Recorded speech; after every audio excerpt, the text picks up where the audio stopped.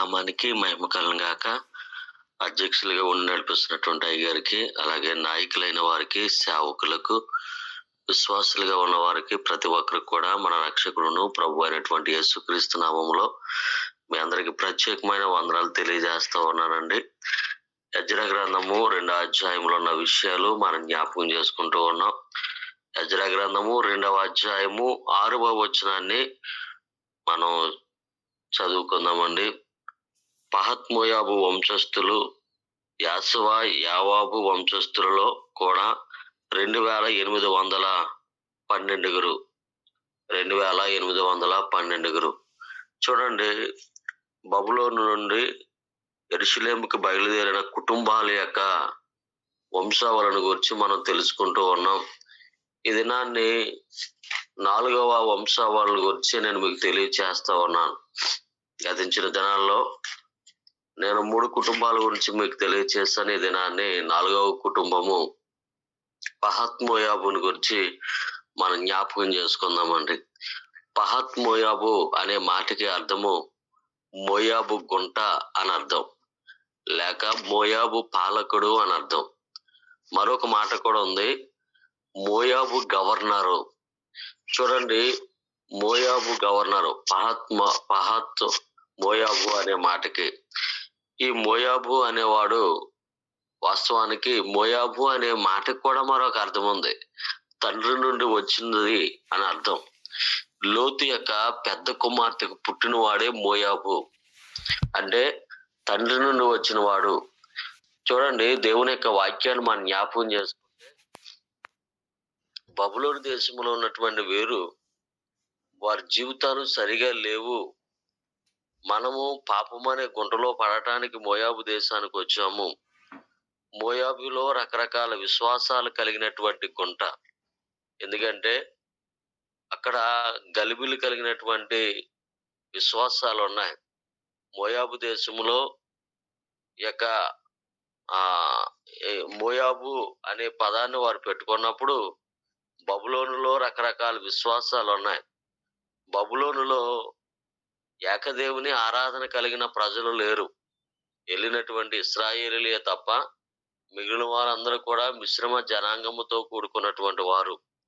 కనుక పహత్ మోయాబు తన పూర్వీకుల లేదా తన కుటుంబానికి ఏం చూపించాలి అనుకున్నాడంటే దేవుని యొక్క గొప్పతనాన్ని, దేవుని యొక్క ఉద్దేశాన్ని తెలియచేయటానికి అతడు సాయాశక్తుల ప్రయత్నం చేస్తూ తనకు పుట్టిన 2 కుమారులకు యాషవా యావాబు, ఒక ఆయనకి రక్షకుడు అని పేరు పెట్టాడు, ఒక ఆయనకి యెహోవా అతని తండ్రి అని పెట్టాడు.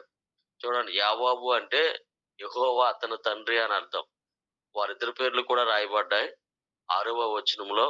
ఈ పహత్ మోయాబు తన 2 కుమారులను దేవుని కొరకు ఒక బలమైన సాక్షులుగా నియమించాడు. ఎందుకంటే తన 2 కుమారులు దేవుని కొరకు బలమైన సాధనాలుగా నిలబడాలి అని. వారు అనేకులను ప్రోత్సహించాలన్న ఉద్దేశం చేత వారిని ప్రోత్సహిస్తూ వచ్చాడు. చూడండి, ఒక తండ్రిలో ఉన్నటువంటి కోరికను, తండ్రిలో ఉన్నటువంటి ఉద్దేశాన్ని దేవుడు తన పిల్లల ద్వారా నెరవేరుస్తాడు. దావీదుకి ఒక ఆలోచన ఉంది, మందిరము కట్టాలని. దావీదు యొక్క ఆశను, దావీదు యొక్క ఉద్దేశాన్ని కుమారుడైన సొలొమోను ద్వారా దేవుడు నెరవేర్చాడు.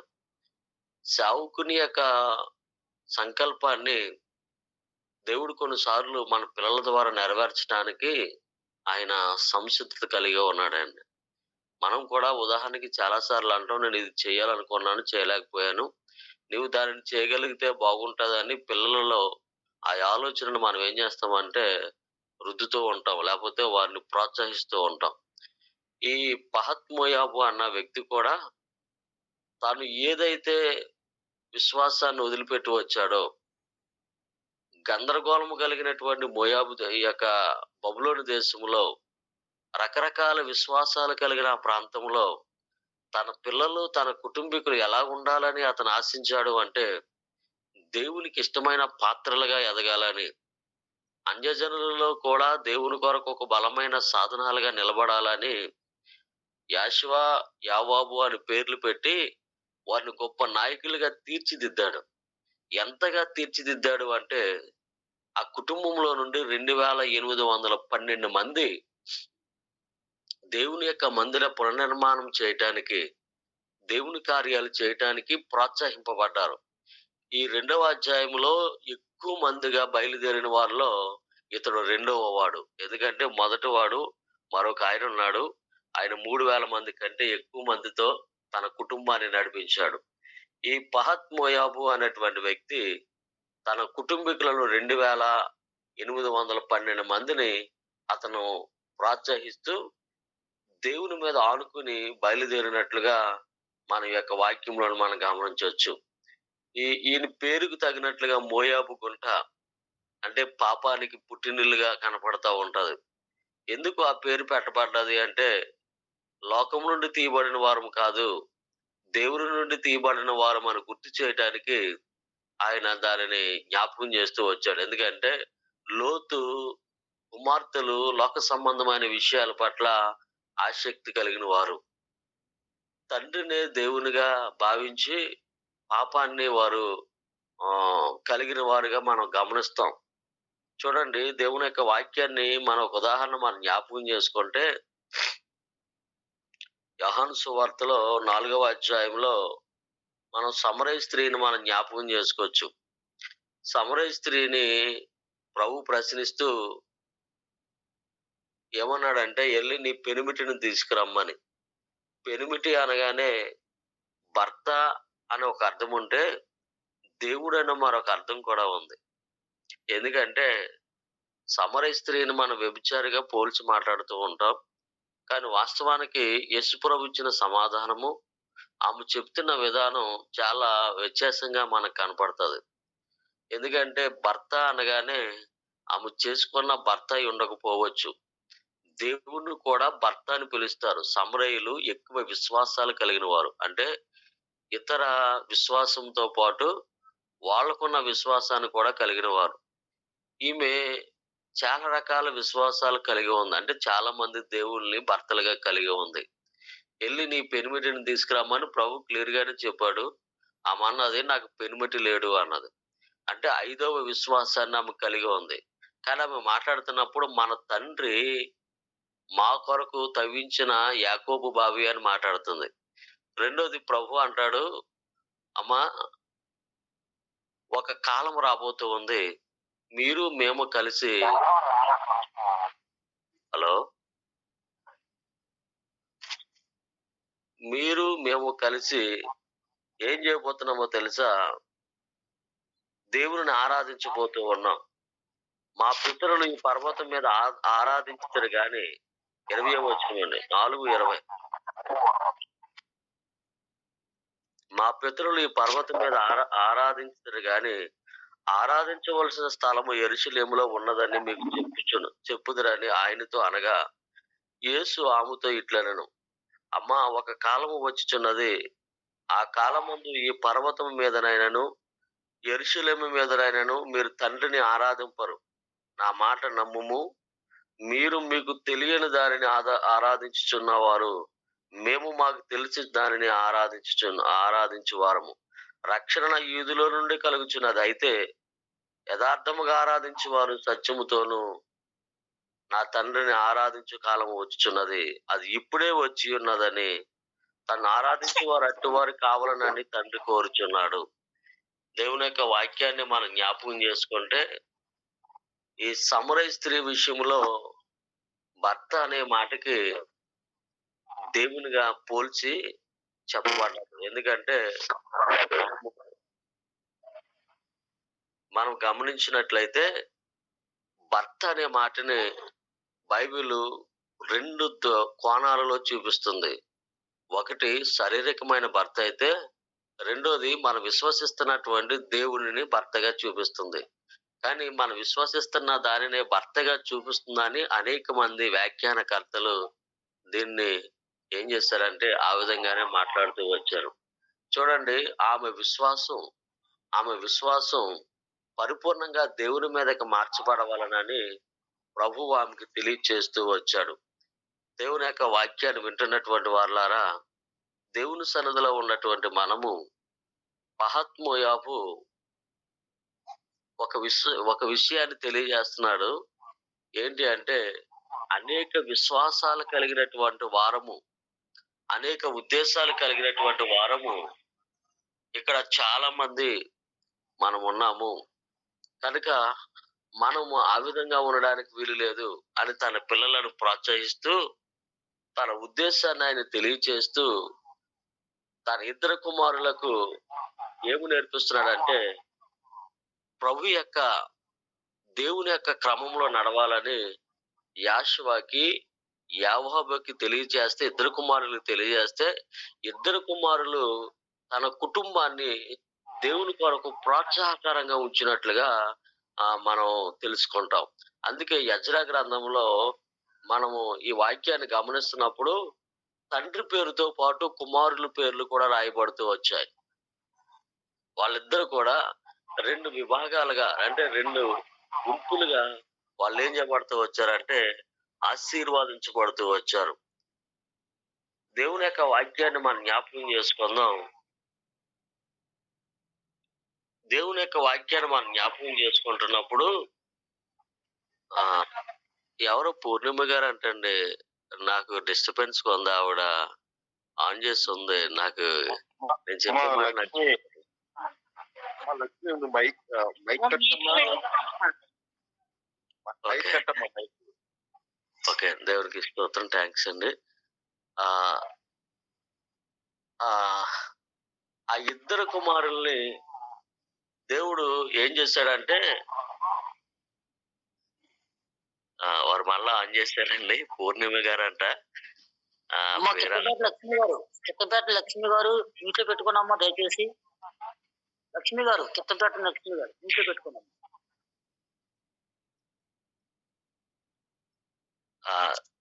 వారిద్దరు కూడానండి ఒక గొప్ప నాయకత్వాన్ని కలిగి వారు ఏం చేస్తున్నారంటే, ఈ పహత్ మోయాబు అంటే తన తండ్రి యొక్క కుటుంబాన్ని దేవుని వద్దకు నడిపిస్తూ ఉన్నారు. చూడండి, యెజ్రా గ్రంథం 2:6 2812 మంది ఉంటే, నెహెమీయా గ్రంథం దగ్గరికి వచ్చినప్పటికి వాళ్ళ గురించి మరలా పరిశుద్ధాత్ముడు రాయిస్తూ 7:11 ఏమని చెప్పబడుతూ వచ్చిందంటే 2818 మంది. అంటే సుమారుగా కొంతమంది ప్రజలు పెరిగినట్లుగా నెహెమీయా రాశాడు. ఇక్కడ ఒక సత్యాన్ని మనం జ్ఞాపకం చేసుకోవాలి. పరిశుద్ధాత్మ దేవుడు అబద్ధికుడు కాదు, ఆయన సత్యమై ఉన్న దేవుడు. మరి ఆయన 2812 అని రాస్తే, నెహెమీయా దగ్గరికి వచ్చినప్పటికి వారి సంఖ్య పెరిగింది. ఒక వ్యాఖ్యానకర్త ఏమన్నాడు అంటే, అక్కడికి వచ్చిన తర్వాత జన్మించిన వారు ఉన్నారట. ఆయన చెప్తూ అంటాడు, వారు బయలుదేరినప్పుడే అందులో కొంతమంది గర్భిణీలుగా ఉన్నారు అని చెప్పాడు. అంటే వారు గర్భముతో ఉన్న, నిండుతో ఉన్న, దేవుని పని చేయాలన్న సంకల్పాన్ని కలిగి బయలుదేరారట. నేను అంటాను, కొన్నిసార్లు మన జీవితాలలో అది బాధాకరమైంది, లేకపోతే వేదనతో కూడుకున్నదే. ఎందుకంటే ఒక నిండుతో ఉన్నటువంటి శూలాలు అంత దూరము ప్రయాణం చేయటం చాలా కష్టం. కానీ వారికున్న నిశ్చయం, వారికున్నటువంటి ప్రాముఖ్యత, మాకున్నటువంటి బలహీనతల కంటే, మాకున్నటువంటి సమస్యల కంటే దేవుని యొక్క సన్నిధిని బాగు చేయాలి, పాడైపోయినటువంటి మందిరాన్ని కట్టాలని వారు ఒక నిశ్చయాన్ని తీసుకున్నారు. ఒక ఉద్దేశాన్ని ఎంతగా వారు పాటుపడ్డారంటే, అలాంటి స్త్రీలు వారి మధ్యన ఉన్నప్పటికీ కూడా ఈ పహత్ మోయాబు వారిని నెమ్మదిగా దేవుని యొక్క స్థలమునకు నడిపించాడు. అంటే వారి కుమారులు నడిపించినట్లుగా మనం ఈ చరిత్రను తెలుసుకోవచ్చు. ఎందుకంటే అంతకుముందు మనం పోయిన వారంలో ఆరాహు కుటుంబాన్ని గురించి మనం నేర్చుకున్నాం. ఆరాహు కుటుంబంలో అయితే సంఖ్య తగ్గింది. ఎందుకంటే వారు 775 మంది బయలుదేరినటువంటి వాళ్ళు 652 మందికి, అంటే సుమారుగా 120 మంది ప్రయాణంలోనే చనిపోయారు. అరాహు వంశస్థులైతే. ఎందుకంటే వారి గురించి 5వ వచనంలో మనం చూస్తాం. అరాహు వంశస్థులు 123 మంది చనిపోతే, చనిపోయిన వారిని గురించి వారేం చేయలేదంటే దుఃఖపడ్డారు గానీ, దేవుని పనిని ఆపేయలేదు. ఈ 4 నెలల ప్రయాణంలో వారి సంఖ్య కుదించబడిపోయింది. తగ్గించబడ్డది. ఎందుకంటే వారి సంఖ్య తగ్గిపోయిందని దేవుని యొక్క వాక్యం చెప్తుంది. నేననుకుంటాను వారు ఆషేరు వంశస్థులు. వారి జీవితాల్లో కఠినమైన పరిస్థితులు ఎదురైనా, మన ప్రయాణం దేవుని కొరకు సాగించాలి అన్న ఉద్దేశం చేత దుఃఖాన్ని దిగమింగుకొని దేవుని యొక్క పని చేయటం. నేననుకుంటాను పరిచర్య చేసేటప్పుడు మన జీవితాల్లో దుఃఖము, వేదన, మరణము మనకు ఎదురవుతున్నా, మనం కొన్నిసార్లు ఆ పనిని కొనసాగించవలసిందే. ఎందుకంటే దేవుడు మనకు అప్పగించిన దానిని. ఉదాహరణకి మన భారతదేశానికొచ్చిన విలియం కేరీ తన కొడుకు చనిపోతే ఒక్క వ్యక్తి కూడా తనకి సహాయం చేయలేదు. తానే తన భుజం మీద మోసుకొని, తానే పార పట్టుకుని, తానే గుణపం పట్టుకుని వెళ్లి గొయ్యి తీసుకొని కప్పెట్టుకున్నాడు. అలాంటి పరిస్థితిలో ఎంతో దుఃఖాన్ని అతను వేదనకి గురైపోయాడు. తన భార్య ఆ దృశ్యాన్ని చూసి మానసికంగా కుమిలిపోయింది.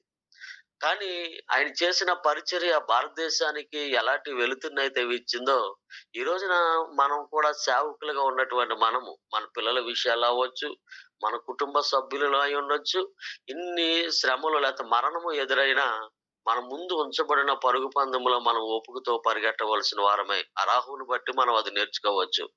ఈ పహత్మోయాబు వంశాన్ని గురించి మనం జ్ఞాపకం చేసుకుంటే, చూడండి భారభరితమైనటువంటి జీవితాలు. ఎందుకంటే అందులో గర్భిణీ స్త్రీలున్నారు.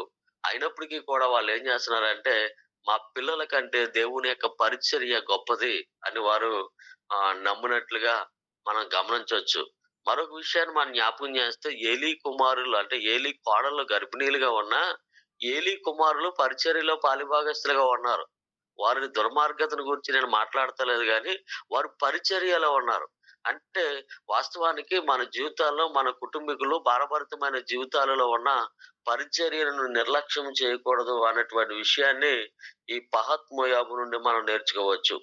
ఈ పహత్ మోయాబు వంశస్థులలో మనం ఇంకా జ్ఞాపకం చేసుకుంటే, వీళ్ళు ఎజ్రా కాలంలో అంటే ఆహ్, ఈ యొక్క జెరుబ్బాబెలు వచ్చిన 80 సంవత్సరాలకి లేక 80 సంవత్సరాలకి సుమారుగా వీళ్ళు ఎంతమంది వచ్చారంటే 2 మంది పురుషులొచ్చారు. ప్రత్యేకించి పురుషులని చెప్పబడ్డది. ఈ యొక్క పహత్ మోయాబు వంశస్థుల్లో నుండే ఈయనొచ్చిన కొంతకాలానికి వీళ్ళొచ్చిన 80 సంవత్సరాలకు మరలా 200 మంది వారు వచ్చినట్లుగా దేవుని యొక్క వాక్యం తెలియజేస్తా ఉంది. వీళ్ళు పాపాన్ని ఒప్పుకోవటంలో, పాపాన్ని తృణీకరించటంలో వారేం చేశారంటే తమను తాము దేవునికి సమర్పించుకున్నారు. ఎందుకంటే వీళ్ళ గురించి మనం ఆలోచన చేస్తున్నప్పుడు నెహెమ్యా గ్రంథము 10వ అధ్యాయము 11వ వచనాన్ని 14వ వచనాన్ని మనం జ్ఞాపకం చేసుకున్నప్పుడు, ఈ యొక్క నెహెమ్యా నాయకత్వంలో గవర్నర్‌గా ఉన్నప్పుడు నెహెమ్యా నెహెమ్యా, ఎజ్రా ఒకే పుస్తకం అన్న సంగతి మీరు మర్చిపోకూడదండి. ఇవి 2 కలిపి చాలా సంవత్సరాల చరిత్రను, సుమారుగా ఒక 100 సంవత్సరాల యొక్క చరిత్రను ఇవి రాస్తా వచ్చాయి. కనుక ఈ అధ్యాయాన్ని మనం జ్ఞాపకం చేసుకున్నప్పుడు ఆధ్యాత్మికమైనటువంటి పునరుద్ధరణలో వీళ్ళు పాలుభాగస్తులుగా వారి నిబద్ధతను ప్రదర్శించినట్లుగా మనం చూస్తాం. ఎందుకంటే వారి కుటుంబంలో పని చేయటమే కాదు, దేవుని యొక్క ధర్మశాస్త్రానికి, దేవుని యొక్క వాక్యానికి వారు విధేయతను చూపించారండి. వారు ఎంతగా విధేయత చూపించారంటే వాక్యమును ప్రమాణంగా చేసుకున్నారు. వాక్యమును ఆధారంగా చేసుకున్నారు. వాక్యమే ఆధారం. ఎందుకంటే వాక్యము లేకుండా మనం ఏం చేయకూడదంటే మనము సొంత ఉద్దేశం చేత ప్రభుని ఆరాధించలేము. వాక్యానుసారంగానే, ఆయన నియమాల ప్రకారంగానే. అందుకే ఇశ్రాయేలీయులకి ఆధారం ఏంటంటే ఈ తోరా, ఈ ధర్మశాస్త్రం. ఈ ధర్మశాస్త్రాన్ని వారు ఆధారంగా చేసుకొని వారి జీవితాలు ఏం చేశారంటే అండి పునర్నిర్మించుకున్నారు. వారిచ్చిన ఆచారాలు విడిచిపెట్టారు. ఎందుకంటే బబులోనులో రకరకాల విశ్వాసాలు వారికున్నాయి. ఆ విశ్వాసాలన్నిటిని వారు విడిచిపెట్టి నిజ దేవుని యొక్క ఆరాధనలో వారు పాలిభాగస్తులుగా ఎంచబడ్డారు. రెండోది ఇంకా మనం జ్ఞాపకం చేసుకుంటే యెజ్రా గ్రంథం 10 అధ్యాయం 30 వాళ్ళు అన్య స్త్రీలను కూడా వివాహం చేసుకున్నారు. అన్య స్త్రీలను వివాహం చేసుకున్నప్పుడు వారి భక్తి జీవితం సన్నగిల్లిపోయింది. వారి యొక్క భక్తి జీవితం అది నాశనానికి దారి తీసింది. అలాంటి పరిస్థితిలో యెజ్రా వారినేం చేశాడంటే, మీరు అన్య స్త్రీలని వదిలిపెట్టాలి. అన్య స్త్రీలతో సాంగత్యం చేయకూడదు అన్నప్పుడు వారు దానిని అంగీకరించారు. వారి పేర్లు కూడా రాయబడ్డాయి. 10 అధ్యాయం 30 వారి పేర్లు కూడా రాయబడ్డాయి. వారు దాన్ని అంగీకరించి వారు దేవుని యొక్క వాక్యానికి, సేవకుని యొక్క మాటలకు లోబడి వారు తమ యొక్క అన్య స్త్రీల్ని విడిచిపెట్టి వారు నిజ దేవుని వైపు చూసినట్లుగా మనం గమనిస్తాం. ఈ పహాత్ మోయాబు అనే వానికి మరొక అర్హత కూడా ఉంది. ఎందుకంటే రెండవ గవర్నర్ అని అంటారు ఇతన్ని. అంటే గవర్నర్ గా చేయలేదు గాని రెండవ గవర్నర్ గా ఉండగలిగిన సామర్థ్యాన్ని కలిగిన వాడు ఈ పహాత్ మోయాబు. జాగ్రత్త మీరు ఆలోచించేయండి. మన ముఖ్యమంత్రిగా ఉన్నటువంటి నారా చంద్రబాబు నాయుడు గారిని ప్రధాన మంత్రి అయ్యేటువంటి అవకాశం కలిగిన వాడు అని చెప్తారు. ఎందుకంటే అంత యోగ్యత అతనికి ఉంది. చూడండి, అలాగే ఈ పహాత్ మోయాబు ఎలాగ ఉండగలిగిన వాడంటే ఒక గవర్నర్ గా ఉండగలిగినంత హోదా కలిగిన వాడట. అంత ప్రసిద్ధికి ఎక్కినటువంటి వాడు పహాత్ మోయాబు అన్నవాడు. అంటే గవర్నర్ అవ్వాలంటే సామాన్యమైన విషయం కాదండి. ఆ కేటగిరీకి చెందిన వాడట. అంత ఉన్నతమైన కేటగిరీకి చెందిన వాడైనప్పటికీ తన కుటుంబాన్ని దేవుని వైపు మలిచాడు. దేవుని చిత్తములో మలిచాడు. తన పదవిని సంపాదించుకోవటానికి ప్రయత్నం చేయలేదు గాని దేవుని పనిని ఉన్నతంగా చేయటానికి తనను తాను ఏం చేసుకున్నాడంటే ప్రోత్సహించుకున్నాడు అని మనం చెప్పొచ్చు. ఇంకా మనం జ్ఞాపకం చేసుకుంటే వీరు కుటుంబీకులు. అంటే ఈ మల్కియా అన్నవాడు 3 అధ్యాయం నెహెమీయా గ్రంథం 3 అధ్యాయం 11 ఒక మాట రాయబడి ఉంటది. ఏమని రాయబడి ఉంటదంటే, ఈ మల్కియా అన్నవాడు ఇతడు పహాత్ మోయాబు యొక్క మనవడు, లేకపోతే కుమారుడిగా చెప్పబడ్డాడు. కానీ మనవడు ఆయన ఏం చేశాడంటే అగ్నిగుండ గోపురాన్ని మరమ్మతులు చేశాడు. నెహెమీయా గ్రంథము 3 అధ్యాయం 11 మనం గమనిస్తే అగ్నిగుండం యొక్క గోపురము అనగానే మనం వెంటనే ఒక విషయాన్ని కూడా మనం జ్ఞాపకం చేసుకోవాలి. ఈ అగ్నిగుండ గోపురము అన్నదానికి దగ్గరలో సమీపంలో రొట్టెలు కాల్చే పొయ్యిలున్నాయి. అంటే మందిరములో ఏం కాలుస్తారంటే రొట్టెలు కాలుస్తారు. అది ప్రధాన అర్చకుడైనటువంటి యాజకుడు ఆ రొట్టెలను సముఖపు రొట్టెలు బల్ల దగ్గర పెడతాడు. అవి ఒక్కొక్క గోత్రాన్ని, ఒక్కొక్క రొట్టెని చూపిస్తూ దేవుని సన్నిధిలో విజ్ఞాపన చేయటానికి ఆ సముఖపు రొట్టెలు అక్కడ పెట్టబడతాయి. అక్కడ రొట్టెల పొయ్యిలు ఉన్నాయట. యాజకులు తినడానికి గాని కాల్చే స్థలము అక్కడ ఉంది. ఎక్కడున్నదంటే అగ్నిగుండము గోపురము దగ్గర ఉన్నది. ఆ మంట యొక్క సెగ లేక ఆ మంట వేడి ఈ గోపురానికి తగులుతా ఉంటది. అందుకని అక్కడ ఇంకోటి కూడా ఉంది. ఇటుకల కాల్చే స్థలము కూడా ఉంది. ఇటుకలను కాల్చే స్థలం. ఈ 2 స్థలాలు ఆ సమీపంలో ఉన్నాయి గనుక దీనికి అగ్నిగుండ గోపురము అని వచ్చింది. ఈ అగ్నిగుండ గోపురాన్ని ఎవరు వంశీకులు బాగు చేశారు అంటే ఈ పహాత్ మోయాబు కుటుంబీకులు బాగు చేసినట్లుగా మనం గమనించొచ్చు. కనుక ఈ కుటుంబీకులు వాళ్ళు ఈ విధమైనటువంటి పనిని చేసేటప్పుడు ఒక చక్కటి ప్రవచనాన్ని యెషయా 58వ అధ్యాయాన్ని మనం గమనిస్తే అక్కడ ప్రవచనం కూడా చెప్పబడ్డది. యెషయా గ్రంథము 58వ అధ్యాయము 12 పూర్వకాలము నుండి పాడైపోయిన స్థలములను నీ జనులు కట్టెదరు. అనేక తరముల క్రిందట పాడైపోయిన పునాదులను నువ్వు మరలా కట్టెదవు. ఎరగబడిన దానిని బాగు చేయవాడనియు దేశములో నివసించినట్లుగా త్రావులను సిద్ధపరచువాడవు అనియు నీకు పేరు పెట్టబడును. చూడండి, ఈ ప్రవచనాన్ని మనం జ్ఞాపకం చేసుకున్నప్పుడు వీళ్ళు ఈ పనిని వారు చేశారు. ఎందుకంటే ఇది చాలా ప్రాముఖ్యమైనది. యెరూషలేము గోడలో ఉన్నటువంటి అగ్నిగుండ గోపురము. ఎందుకంటే గోడ చిన్నది కాదు, గోడ చాలా పెద్దది. అక్కడ ఒక భాగాన్ని ఇశ్రాయేలీయులు మందిరము కట్టిన చాలా సంవత్సరాల తర్వాత వాళ్ళు ఏం కడుతున్నారంటే ప్రహరిని కడుతున్నారు. దేవుడు పట్టణాన్ని కాపాడటానికి, దేవుడు ఈ పట్టణంలో నివసిస్తున్నాడు అన్నదానికి, దేవుడే మాకు ఆశ్రయ పురము అని చెప్పడానికి వారు ఆ ప్రహరిని పాడైన దారిని తిరిగి పునర్నిర్మాణం చేస్తా ఉన్నాడు. నిజంగానే దేవుడు మనకెలాంటి వాడంటే ప్రాకారముగా ఉన్నాడు. ఆశ్రయ దుర్గముగా ఉన్నాడు. ఆయన ఆశ్రయ పట్టణమై ఉన్నాడు. దానికి సంకేతముగా, ముంగుర్తుగా వీళ్ళేం చేస్తున్నారంటే, ఈనాటికి దేవుడు మనకి ప్రాకారముగా ఉన్నాడన్న ముంగుర్తుగా వాళ్ళు ఆ గోపురాన్ని కడతా ఉన్నారు. నేను ఈ యొక్క పహత్ మోయాబు కుటుంబాన్ని గురించి మనం జ్ఞాపకం చేసుకుంటే, ఆయన తన కుటుంబంలో ఇద్దరును నాయకులుగా తీర్చిదిద్దాడు. తన ఇద్దరు కుమారుల్ని. అలాగే వారు పాపాన్ని ఒప్పుకున్నారు. వారు కుటుంబంలో ఈ యొక్క గర్భిణీలుగా ఉన్నప్పటికీ కూడా వారి ప్రయాణాన్ని వాయిదా వేయకుండా దేవుని యొక్క కార్యాలు చేయటానికి ముందుగా ప్రోత్సహించుకుంటూ వారొచ్చారు.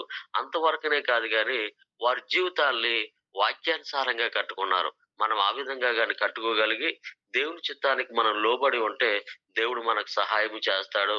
ఈ సమయాన్ని ఇచ్చినటువంటి మీ అందరికి కూడా ప్రత్యేకమైన వందనాలు తెలియజేస్తూ నేను ప్రార్థన చేస్తానని. మహోన్నతుడా, జీవం కలిగిన తండ్రి, జీవాధిపతి నీకు స్తోత్రాలు ప్రభువా. నీ దయగల హస్తాన్ని, నీ దయగల ప్రేమను ఉంచడానికి నువ్వు ఇచ్చిన కృపను బట్టి నీకు వందనాలు ప్రభువా.